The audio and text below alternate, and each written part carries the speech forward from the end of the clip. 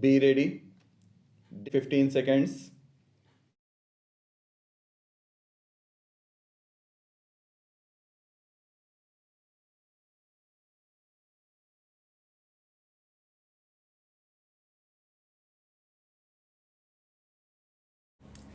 I am thankful to the organizers of this international exhibition on low cost housing for inviting me to inaugurate it.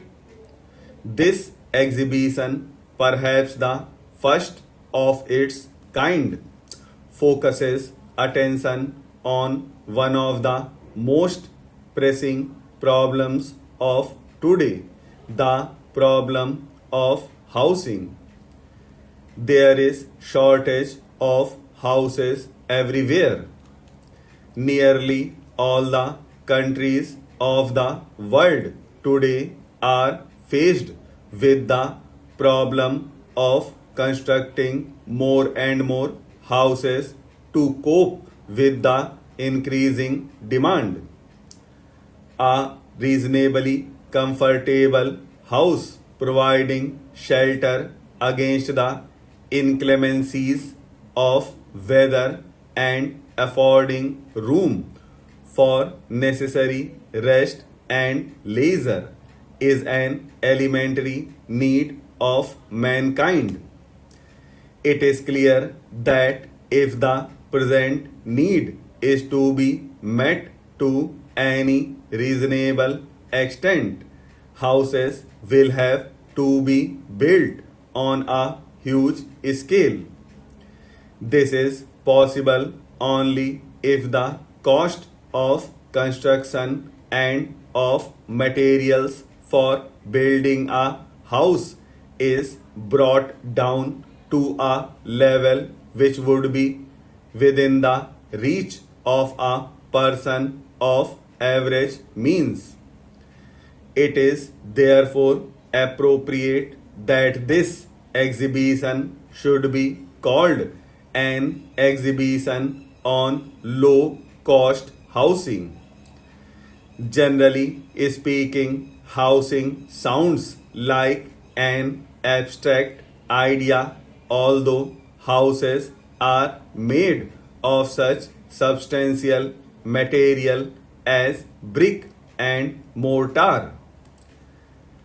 I believe one great contribution of this international exhibition will be to bring the problem of housing into the region of the concrete. The many exhibits displayed here are its unmistakable proof. You will agree that when it comes to bringing together in a practical way the existing knowledge on house building and design and to translating that knowledge into actual houses, this change in outlook would necessarily represent a great advance over the present position. This exhibition will provide a forum to professional men to exchange ideas and enable them to see the methods which have already passed the test or are still engaging the attention of planners, engineers, and architects. To the layman who is in need of a house, this exhibition is bound to provide a goodly choice to select from. This choice will be real in so far as every house exhibited in this exhibition costs less than rupees 5,000.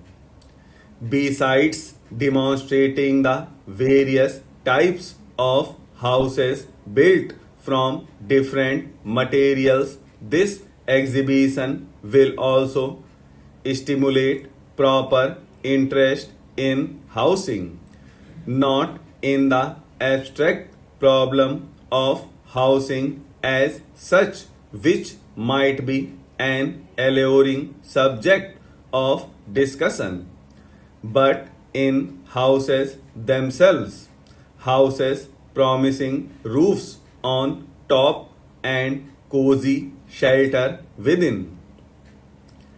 I particularly welcome the broad auspices under which this exhibition has been arranged, as the problem of housing is common to all countries and human beings all over the world need houses to live in. It is only proper that such a venture should take the shape of an international forum for the common good of all.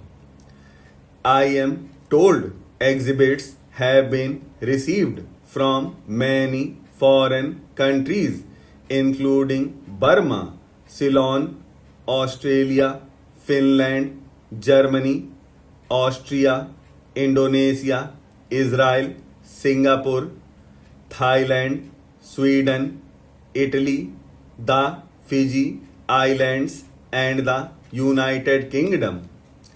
By convening an international seminar on housing under the auspices of the United Nations Technical Administration, this exhibition has not merely added to its status but greatly widened its scope.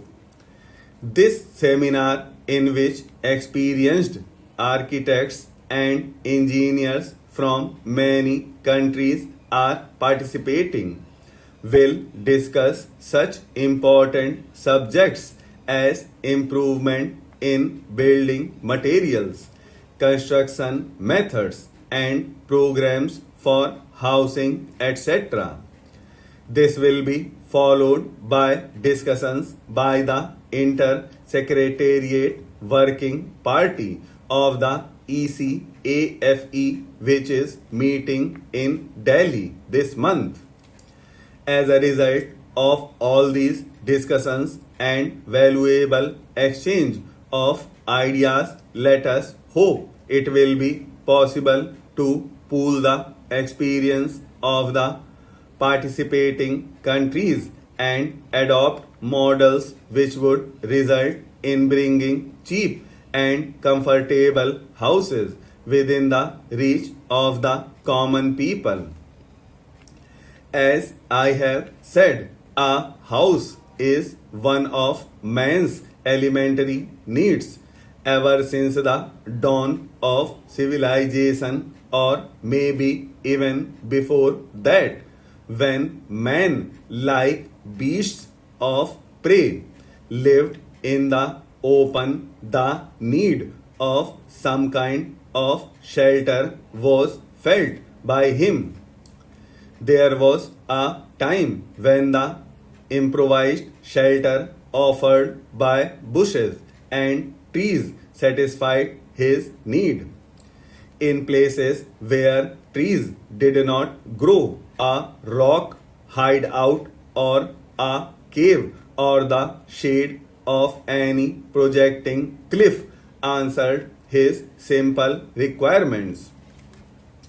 As time passed and man learned to manipulate the twigs and branches of trees, he found leafy huts rendering better service to him.